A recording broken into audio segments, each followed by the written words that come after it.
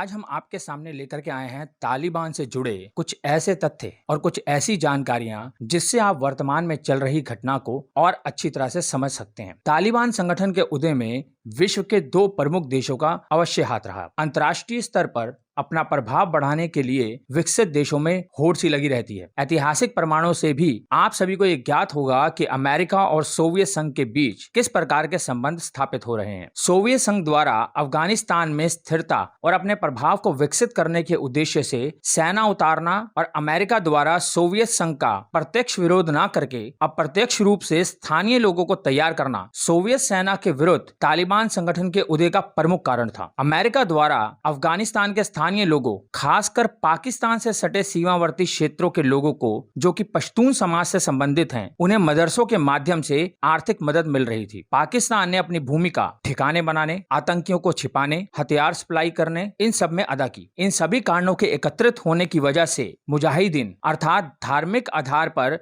कई संगठन मौजूद थे। तालिबान संगठन ने इन बिखरे हुए संगठनों को एकत्रित करने का काम किया और धार्मिक आधार पर शासन प्रणाली को लागू करने या कायम करने पर पुरजोर दिया, जिसके चलते हिंसात्मक गतिविधियों को प्रमुखता दी गई, जिसके चलते सोवियत संघ ने अपने सेना को 90 के दशक की शुरुआत में ही वापस बुला लिया। ऐसे में तालिबान संगठन अत्यंत मजबूत स्थिति में आ गया और सत्ता कायम की। एक समय ऐसा आया कि तालिबान के अमानवीय व्यवहारों और धार्मिक कट्टरता के चलते विश्व स्तर पर उसकी काफी बदनामी हुई और अमेरिका द्वारा इसका सैन्य आक्रमण कर खात्मा किया गया। लेकिन संगठन के लोग शांति रूप में काम करते रहे और सीमित क्षेत्र में अपना दबदबा बनाने लगे। अब गौर करने वाली बात यह है कि इस संगठन को आर्थिक मदद कहां से मिल रही है, जिसके जरिए आधुनिक हथियार, बंदूक, बम ये सब खरीद सकते हैं। शुरुआती दौर में तो इन्हें अमेरिका, सऊदी अरब, संयुक्त अरब अमीरात जैसे देशों से ये मदद मिल रही थी, किंतु सैन्य आक्रमण के कारण अमेरिका द्वारा आर्थिक मदद बंद हो गई। जबकि 2001 से 2020 तक